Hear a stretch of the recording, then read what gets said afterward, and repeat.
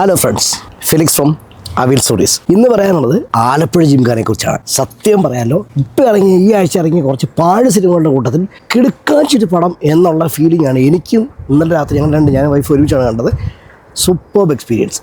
നമ്മൾ അത്രയും സമയം കടന്നു പോകുന്ന അറിയാൻ മേലാത്ത ടൈപ്പുള്ള എക്സ്പീരിയൻസ്. ഖാലിദ് റഹ്മാൻ പോലെ ഒരു കിടുക്കാച്ചി ഡയറക്ടർ, അതായത് ചെയ്തതെല്ലാം വ്യത്യസ്തമായിരിക്കുന്ന, തുടങ്ങുന്നതെല്ലാം നല്ലതിൽ കൊണ്ടെത്തിക്കുന്ന, അല്ല അയാൾ തൊട്ടൊന്നും മോശമായിട്ടില്ല, അതുപോലത്തെ ലെവലുണ്ട്. ഒരു ഭയങ്കര കാലിബറുള്ള ഒരു സംവിധായകൻ. നസ്ലിനെ പോലത്തെ ഒരാളെ, ഒരു സ്റ്റാർഡത്തിലോട്ട് വളർന്നുകൊണ്ടിരിക്കുന്ന ഒരാളെ കൂട്ടുപിടിച്ചുകൊണ്ട് ചെയ്തിരിക്കുന്ന ഒരു ഫെസ്റ്റിവൽ മൂവിയാണ് ആലപ്പുഴ ജിംഖാന. നിങ്ങൾക്ക് ഒരിക്കലും ഇതിനകത്ത് മൊറാലിറ്റിയോ പ്രകൃതിയോ അങ്ങനത്തെ ഇത് എടുത്തു പറയാൻ കാര്യം, കുറേ ആൾക്കാർ മൊറാലിറ്റി പ്രതീക്ഷിച്ചും സമൂഹത്തിന് മൊറാൽ കൊടുക്കണം, നിങ്ങൾ ഉപദേശങ്ങൾ കൊടുക്കണം, നല്ലതിലേക്ക് സമൂഹത്തെ വളർത്തണം, ജനറേഷനെ ഉദ്ദീപിക്കണം എന്നൊക്കെ പറയാൻ നടക്കുന്ന ടീമുകളുണ്ട്. എന്നാൽ അവരങ്ങനത്തെ ഒരു ചട്ട് നീട്ടേണ്ട ആവശ്യമില്ല.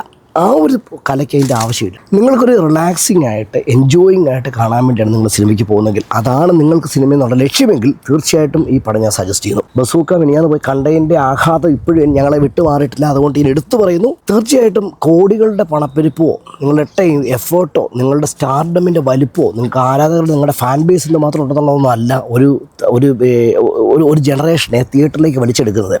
നിങ്ങൾക്ക് ചിരിക്കാൻ പറ്റുന്നുണ്ടോ? Are you emotionally connected? Are you emotionally satisfied? നിങ്ങൾക്ക് എവിടേക്കോ ഇത് നിങ്ങളുമായിട്ട് റിലേറ്റ് ചെയ്യുന്ന കഥയായിട്ട് തോന്നുന്നുണ്ടോ? ഖാലിദ് റഹ്മാൻ എന്ന് പറഞ്ഞ ആ സംവിധായകൻ്റെ കാലിബറിനെ കുറിച്ച്, അയാളുടെ റേഞ്ച് എന്തുമാത്രമുള്ളതിനെ കുറിച്ച് പ്രത്യേകിച്ച് പറഞ്ഞു തരേണ്ട കാര്യമില്ല. അനുരാഗക്കരിക്കും വെള്ളം, ഉണ്ട, തല്ലുമാല, ലവ്, അത് കഴിഞ്ഞ് 5ാമത്തെ സിനിമയാണിത്. ഒരെണ്ണത്തിൽ പോലും അയാൾ ആവർത്തിക്കപ്പെടുന്നില്ല. അയാൾ ഉപയോഗിക്കുന്ന സങ്കേതങ്ങൾ ആവർത്തിക്കപ്പെടുന്നില്ല. അയാളുടെ സ്റ്റൈൽ ഓഫ് ഡെലിവറി ഒരിക്കലും നമുക്ക് മാറുന്നില്ല. അയാളുടെ ആർട്ട് വർക്ക് എപ്പോഴും യുണീക്കാണ്. അയാളുടെ സ്ക്രിപ്റ്റിനകത്ത് എപ്പോഴും അയാളുടേതായിട്ടുള്ള സ്റ്റൈൽ, ഒരു സിഗ്നേച്ചർ ഉണ്ട് അയാൾക്ക്. ഖാലിദ് റഹ്മാൻ എന്ന് പറയുന്ന സംവിധായകൻ, നമ്മളൊരു കാലത്ത് ഫാസിലിറ്റിയൊക്കെ സിനിമകളെന്ന് പറയുന്ന പോലെ, അല്ലെങ്കിൽ ലോഹിദാസിന് തിരക്കഥ എന്ന് പറയുന്ന പോലെ, ഇറ്റ്സ് മൂവീസ് ഡയറക്ടേഴ്സ് ആർട്ട് എന്ന് പറയുന്ന സ്റ്റൈലിൽ ഒരു സിഗ്നേച്ചർ ഉണ്ടാക്കാൻ വേണ്ടി കഴിഞ്ഞിട്ടുണ്ട്. തല്ലുമാല മുതൽ പുള്ളിയെ അംഗീകരിക്കാത്തവരില്ല എന്നൊരു ലെവലിലെത്തി. ഈ ടൈപ്പിലുള്ള ഒരു 35 വയസ്സും കൊണ്ട് ഇങ്ങനൊരു കരിയർ ഗ്രാഫ് ഉണ്ടാക്കിയെടുക്കാൻ കഴിഞ്ഞൊരു സംവിധായകനെ സംബന്ധിച്ച് ഒത്തിരിയേറെ പ്രതീക്ഷകളോടെയാണ് ഈ പടം ആൾക്കാർ തിയേറ്ററിൽ കണ്ടത്. ഒത്തിരി എനിക്കറിയുന്ന കൂട്ടുകാർ കൂടി എന്നോട് ചോദിച്ചിട്ടുണ്ട്, എന്തിനാണ് ഫസ്റ്റ് ഡേ 4 സിനിമ ഒരുമിച്ച് റിലീസ്, എന്തിനാണ് ബസൂക്ക കാണാൻ പോയത്? ഉറപ്പായിട്ടും ബമ്പർ ഹിറ്റ് അടിക്കാൻ ചാൻസ് ഉള്ള പടമല്ലേ ഈ ഖാലിദ് റഹ്മാൻ്റെ പടം എന്ന്. ഖാലിദ് റഹ്മാൻ്റെ പടം എന്നാണ് അറിയപ്പെടുന്നത്, അല്ല ആലപ്പുഴ ജിംഖാന എന്ന നസ്ലിൻ്റെ പടം എന്നല്ലത് പറഞ്ഞത്. അവിടെയാണ് ഇതിൻ്റെ പോയിന്റ് കിടക്കുന്നത്. അങ്ങനെ പ്രതീക്ഷ ഉണ്ടായിരുന്നൊരു പടം, എന്നിട്ട് പോലും ഞാൻ മമ്മൂട്ടിയെ പ്രതീക്ഷിച്ച് ബസൂക്ക കാണാൻ പോയി. എൻ്റെ പിഴ mea culpa. But anyway, let's come back to the topic. Gymkhana എന്ന് പറയുന്നത്, പുള്ളി കഥ പറഞ്ഞു കഴിഞ്ഞു. ബിഹൈൻഡ് ദ വുഡ്സിനകത്തെ ഇൻ്റർവ്യൂവിനകത്ത് പുള്ളി ഒരു ഒട്ടും പ്രതീക്ഷിക്കപ്പെടാത്ത രീതിയിൽ, ആൾക്കാർക്കൊരു ഷോക്ക് കൊടുക്കുന്ന രീതിയിൽ ആ സിനിമയുടെ കഥ വിതിൻ സെക്കൻഡ്സ് കൊണ്ട് പറഞ്ഞു കളഞ്ഞു. നാട്ടിൽ ആലപ്പുഴ കിടന്നുകൊണ്ട് +2 പോലും പാസ്സാകാത്ത 4 പിള്ളേർ കൂടി, തല്ലുപിടിച്ച് നടക്കുന്ന 4 പിള്ളേർ കൂടി ബോക്സിംഗ് പഠിക്കാൻ പോവുകയും ബോക്സിംഗ് ചാമ്പ്യൻഷിപ്പ് പങ്കെടുക്കുകയും എറണാകുളത്ത് വന്ന് കൊച്ചി വന്ന് ഇഷ്ടം പോലെ മേലാസര ഇടികൊണ്ട് തൂറി തിരിച്ചു പോകുന്നൊരു കഥ. പടം കഴിഞ്ഞ് ഇത്രയുള്ള അതിൻ്റെ കഥ ഇതായിരുന്നു. പുള്ളി പറഞ്ഞ അണ്ണുവിട മാറ്റില്ല കേട്ടോ, അണ്ണുവിട മാറ്റില്ല, അതാണ് അതിൻ്റെ കഥ. I feel happy about the movie and of course you deserve Kudos and of course you deserve something, A next ക്രോൺ of the industry. അതാണ് പറയേണ്ടത്. അത് അയാളുടെ സിഗ്നേച്ചറാണ്. ആ ഒരു മേക്ക് ഓവർ ആയിക്കോട്ടെ, ആ സ്റ്റൈലിഷ് സ്റ്റൈലിഷ് ക്രിയേഷൻ ആയിക്കോട്ടെ, ക്യാമറ വർക്ക് ആയിക്കോട്ടെ, ജിംഷി ഖാലിദ് മനോഹരം, അയാളാണ് ക്യാമറ. അതുപോലെ വിഷ്ണു വിജയൻ്റെ മ്യൂസിക്. പാട്ടുകളൊന്നും നമ്മൾ ഈ പഞ്ചാരപ്പഞ്ച് എന്നുള്ള പാട്ടൊക്കെ നമ്മൾ ശ്രദ്ധിക്കുന്ന കൂടിയില്ല. അങ്ങനെ പാട്ട് അതിനകത്ത് വന്നു പോകും, നമ്മൾ അറിയുന്നില്ല. അതാണ് അതിൻ്റെ സിങ്ക് ഞാൻ പറഞ്ഞത്. പാട്ട് നടക്കുന്നുണ്ട് സൈഡിൽ കൂടെ. അതായത് ഒരു പാട്ടിൻ്റെ ആക്ഷൻ സീക്വൻസിൽ ആ പാട്ടിൻ്റെ കൊറിയോഗ്രാഫി തീർന്നു കഴിയുമ്പോഴത്തേനും, നമ്മൾ പഴയ ദിലീപിൻ്റെ ഒക്കെ പടത്തിനകത്താണല്ലോ ഒരു ഘട്ട ആൾക്കാർ ചുറ്റും കൂടി നിൽക്കുന്നു, അവരുടെ കൂടി ഡാൻസ് കളിക്കുന്നു, ഇവിടുന്നൊക്കെ ആരൊക്കെ വരുന്നു, ട്രാഫിക് പോലീസുകാരും വരെ ഡാൻസ് കളിക്കുന്നു. എല്ലാവരുടെ കഴിഞ്ഞിട്ട് ആ സീൻ കഴിഞ്ഞ് കഴിയുമ്പോഴത്തേനും ഇവൻ ഒരു തേങ്ങ അറിയാൻ പറ്റാത്ത, ബോക്സിനെ കുറിച്ച് അറിയാൻ പറ്റാത്ത ഇവൻ വലിയ ബോക്സറായി മാറുന്നു. പിന്നെ അവൻ എല്ലാവരും ഇടിച്ചിടുന്നു. ഇതൊക്കെയാണ് പഴയ പടങ്ങളുടെ ക്ലീഷേ സ്റ്റൈൽ. ഇതിലൊന്നുമില്ല. പാട്ട് വന്നത് നമ്മൾ അറിഞ്ഞില്ല, പാട്ട് വന്ന് എങ്ങോട്ടോ പോയി. ഇന്റർവെൽ ആകുമ്പോഴാണ് തലപൊക്കി തോന്നുന്നത്, ഇന്റർവെൽ ആയോ എന്ന് നമ്മൾ തലപൊക്കി തോന്നുന്നത്. അത്രമാത്രം ബ്യൂട്ടിഫുള്ളായിട്ട് സിങ്ക് ചെയ്ത സീനുകൾ, സിങ്ക് ചെയ്ത തിരക്കഥ, മനോഹരമായിട്ട് തിരക്കഥയുണ്ട്. എടുത്തു പറയേണ്ടത്, എനിക്ക് ഗണപതി അതിനകത്ത് ഏറ്റവും കൂടുതൽ ഇഷ്ടപ്പെട്ടു. ഇമോഷണലി അതിനകത്ത് ടച്ച് ആകാൻ നമുക്ക് ഈ നസ്ലിനെ പോലും നമുക്ക് അങ്ങനെ വലിയായിട്ട് ടച്ച് ചെയ്യാൻ തോന്നത്തില്ല. നസ്ലിനൊരു അവൻ്റെ POV ആണ്, അവൻ്റെ പോയിന്റ് ഓഫ് വ്യൂ എന്നാണ് കഥ തുടങ്ങുന്നത്. അവൻ അന്തരീക്ഷത്തിലേക്ക് പാനപാത്രം, ഇതെൻ്റെ ശരീരവും രക്തവുമാകുന്നു എന്ന് പറഞ്ഞാൽ കത്തോലിക്കരുടെ ക്രിസ്തുവിൻ്റെ ബോഡി ആൻഡ് ബ്ലഡ് വാഴ്ത്തുന്നൊരു ചടങ്ങുണ്ട് കുർബാനയ്ക്കകത്ത്. അത്തരം ഒരു സാധനം ഇട്ടിട്ട് നാടൻ കള്ളെല്ലാവർക്കും വിളമ്പിക്കൊണ്ട് തോറ്റാലും ജയിച്ചാലും നമ്മൾ ആഘോഷിക്കും. It's A kind of imagery. നമ്മൾ പുതിയ തലമുറയുടെ ഒരു ഇമേജറി കാണിക്കാൻ ശ്രമിച്ചിട്ട് എനിക്ക് മനസ്സിലാകുന്നത്, അതായത് എന്ത് സംഭവിച്ചാലും ജീവിതത്തെ ഫേസ് ചെയ്യുക, നഷ്ടങ്ങൾക്കകത്ത് കരയരുത്, സന്തോഷങ്ങൾക്കകത്ത് അധികം സന്തോഷിക്കരുത്, but we will face it എന്നുള്ളൊരു ഇമേജറിയും കൊണ്ട് തുടങ്ങുന്ന പടം. അതാണ് അവൻ്റെ ലൈഫ്.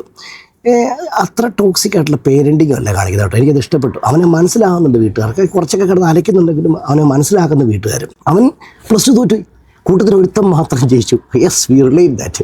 നമ്മുടെ കൂട്ടത്തിൽ ഒരുത്തൻ 5 പേര് ഇരിക്കുന്ന ഗ്രൂപ്പിനകത്ത് 5 പേരും തോറ്റ ഒരു കുഴപ്പമില്ല, വാവ് സന്തോഷമുള്ള സന്തോഷം. പക്ഷെ അതിൽ ഒരുത്തൻ ജയിച്ചോ നമുക്ക് കൊള്ളും, നമുക്ക് വിഷമിക്കും.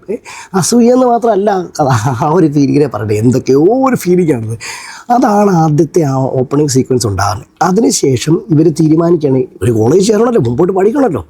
അപ്പോൾ അളിയനിങ്ങനെ ഇങ്ങനെ പതുക്കെ ചുറ്റിക്കളിയൊക്കെ ആയിട്ട് നിൽക്കുന്ന കുറച്ച് അവിടെ ഇവിടെയൊക്കെ കുറച്ച് ലൈനുകൾ വലിച്ചിട്ടിരിക്കുന്നു. അങ്ങനെ നിൽക്കുന്ന ഒരുത്തൻ തീരുമാനിക്കുകയാണ് ഇനി മുമ്പോട്ട് അടുത്തൊരു കോഴ്സ് എടുത്ത് പോകണമെന്നുണ്ടെങ്കിൽ ഗ്രേസ് മാർക്ക് വേണം. അപ്പോൾ ഗ്രേസ് മാർക്കിന് ബോക്സിങ് പഠിക്കാം. അതിന് കുറച്ച് കാരണങ്ങളുണ്ട്. ആ ബോക്സിങ് പഠിക്കാൻ നമുക്ക് തീരുമാനിക്കുന്ന കുറച്ച് കാരണങ്ങൾ. അങ്ങനെ ഇവരെല്ലാവരുടെ കൂടി ഇവർ ബോക്സിങ് പഠിക്കാനായിട്ട് ആലപ്പുഴ വിഭാര എന്ന് പറഞ്ഞ സ്ഥലത്ത് ചെല്ലുന്നു. അവിടെ ജോൺസൺ ജോഷ്വ എന്ന് പറയുന്ന ഒരു നാഷണൽ ലെവൽ വരെ എത്തിയിരുന്ന ഇവിടുന്ന് തന്നെ കയറിപ്പോൾ ഒരു സ്റ്റുഡൻറ്റ്, അതാണ് ലുക്മാൻ അവറാൻ. അവൻ ഇവരെ പഠിപ്പിക്കാനായിട്ട് കോച്ചായിട്ട് എത്തുന്നു. ഇത്രയേ ഉള്ളൂ കഥ. ഇനി ഇവിടുന്ന് അങ്ങോട്ട് ഇവർ ഓരോരോ മത്സരങ്ങളിൽ പങ്കെടുക്കുകയാണ്. ഫസ്റ്റ് ഹാഫ് എന്ന് പറഞ്ഞാൽ അത്ര ഭയങ്കര ടൈറ്റ് തിരക്കഥയൊന്നുമല്ല, നമുക്കിങ്ങനെ കണ്ടിരിക്കാം. പക്ഷേ തമാശ ഇഷ്ടം പോലെ നമുക്ക് ചിരിക്കാം, നമുക്ക് ഊറിച്ചിരിക്കാനും ഉറക്കച്ചിരിക്കാനൊക്കെ തോന്നുന്നു. കുറേയേറെ തമാശകൾ, കുറേയേറെ മൊമെൻറ്റുകളുണ്ട്. ഇവർ തമ്മിലുള്ള കുറേ കൊടുക്കൽ വാങ്ങൽ തർക്കങ്ങളുണ്ട്, കുറേ കൗണ്ടർ പീസുകളുണ്ട്. പക്ഷേ അവരിടത്ത് പോലും നമുക്ക് ചിരിക്കത്തില്ല.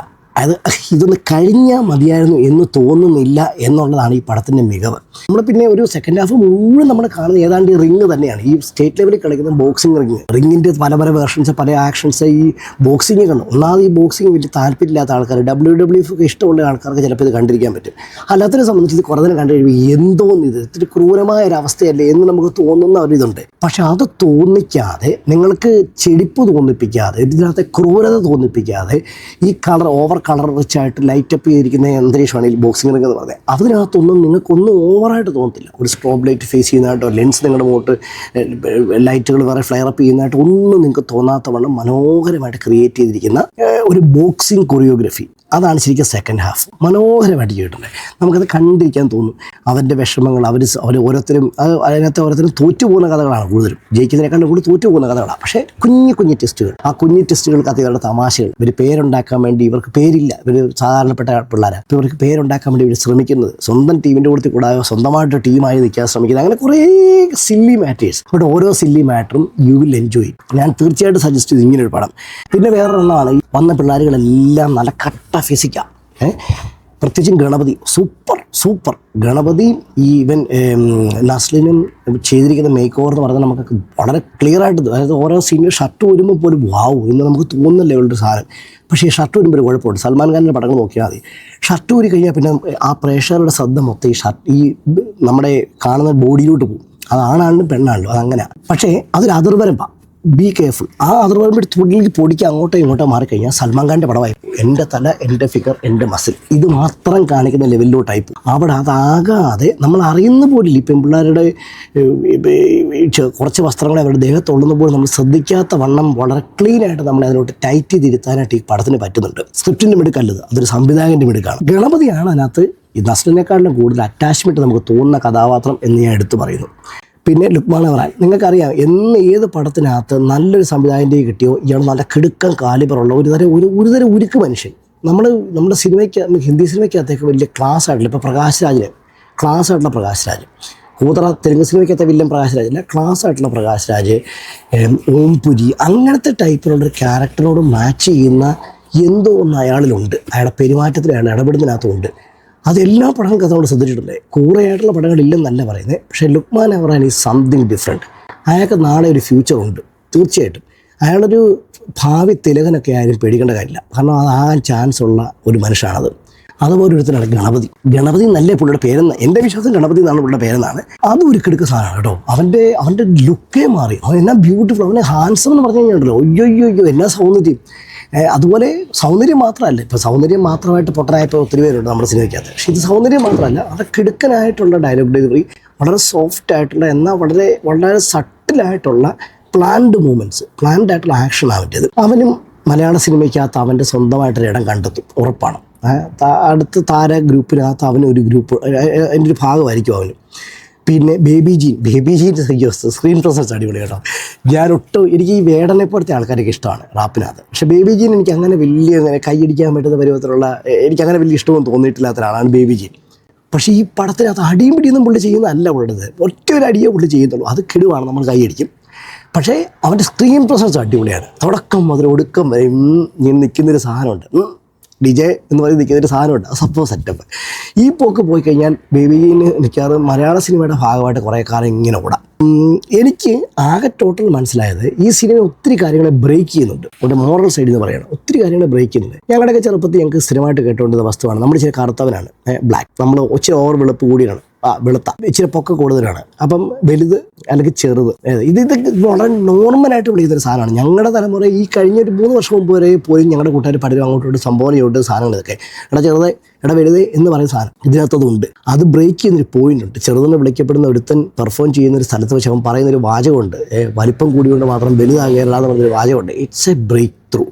അത് ഒത്തിരി കാര്യങ്ങൾക്കകത്ത് ന്യൂജൻ നമ്മളോട് പറയാൻ ശ്രമിക്കുകയാണ്, നിങ്ങൾ ഞങ്ങളെ പൊടിയെന്നോ MDMA എന്നോ എന്ത് കോപ്പെന്ന് വേണം വിളിച്ചു, ബട്ട് ഞങ്ങൾ കുറച്ചൊരു ന്യൂനപക്ഷത്തെ കണ്ടുകൊണ്ട് ഞങ്ങളെ ഇങ്ങനെ ആക്ഷേപിക്കാതെ ഞങ്ങൾക്ക് ഞങ്ങളുടേതായിട്ടൊരു ഐഡൻറ്റിറ്റി ഉണ്ട് എന്ന് ന്യൂജൻ ഇച്ചിരി അമ്മാവൻ വസ്തുവായിട്ടുള്ള നമ്മളെപ്പോലെയോ നമ്മൾക്ക് മുകളിലുള്ള ആൾക്കാരോട് പറയാൻ ശ്രമിക്കുന്ന ഒരു പോയിൻ്റായിട്ട് എനിക്ക് സിനിമയ്ക്കകത്ത് ഒത്തിരി പോയിന്റുകൾ തോന്നി. And I like it. എനിക്കതിനകത്ത് ഒരിക്കലും മോശം തോന്നില്ല. അതാണ് റിയാലിറ്റി. അതാണ് അവർ പറഞ്ഞാണ് റിയാലിറ്റി. തിയേറ്ററിൽ കാണണമെന്ന് ചോദിച്ചു കഴിഞ്ഞാൽ, നിങ്ങൾ തല്ലുമാല തിയേറ്ററിൽ കാണാൻ ഇഷ്ടപ്പെട്ട വ്യക്തിയാണെങ്കിൽ, നിങ്ങൾ OTTക്കകത്ത് തല്ലുമാല കണ്ടപ്പോൾ അയ്യോ ഇത് തിയേറ്ററിൽ കാണണ്ടായിരുന്നു നിങ്ങൾക്ക് തോന്നിയിട്ടുണ്ടെങ്കിൽ, ഐ സ്ട്രോങ്ലി സജസ്റ്റ് നിങ്ങൾ തിയേറ്ററിൽ തന്നെ കാണണം. കാരണം അതിനുള്ളതുകൊണ്ട് ആ പടം കാണണം. ഈ കാണാതിരിക്കരുത് ഈ പടം, ഇത് മിസ്സാക്കരുത്. നിങ്ങൾക്ക് എല്ലാവർക്കും ഇത് ഇഷ്ടപ്പെടും. എനിക്ക് തോന്നുന്നില്ല ഇത് ഇഷ്ടപ്പെടാത്ത ആൾക്കാരുണ്ടെന്ന് എനിക്ക് തോന്നുന്നില്ല. ഈ വലിയ ബുദ്ധിജീവികളായിട്ടുള്ള ആൾക്കാർ, ഈ ഇഴകീറ് സിനിമയെ പരിശോധിക്കുന്ന ആൾക്കാർക്ക് വലിയ ഇഷ്ടപ്പെട്ടില്ലെങ്കിൽ ഇല്ല. ഒരു നല്ല സെറ്റ്, നല്ല കിടുക്കൻ പക്കാ സെറ്റ് ഓഡിയൻസിൻ്റെ കൊടുത്ത് തിയേറ്ററിൽ കയറിയാൽ ഇത് നല്ല കിടുക്കാച്ചി വൈബി കണ്ടിറങ്ങാം. കൈയടിച്ച് വിസിലടിച്ച് ആർപ്പ് വിളിച്ച് ബഹളം വെച്ച് കണ്ടിരിക്കാൻ പറ്റുന്നൊരു പടമാണ്. Of course that's it. അപ്പോൾ താങ്ക് യു സോ മച്ച്. അടുത്ത പടവുമായി വീണ്ടും കാണാം. ഗുഡ് ബാഡ് അഗ്ലി കാണാൻ പറ്റുമില്ലെന്ന് ഉറപ്പില്ല. ഇങ്ങനെ നിൽക്കുകയാണ്. ചിലപ്പോൾ കാണുകയാണെങ്കിൽ റിവ്യൂ ഇടുന്നതായിരിക്കും. Thank you.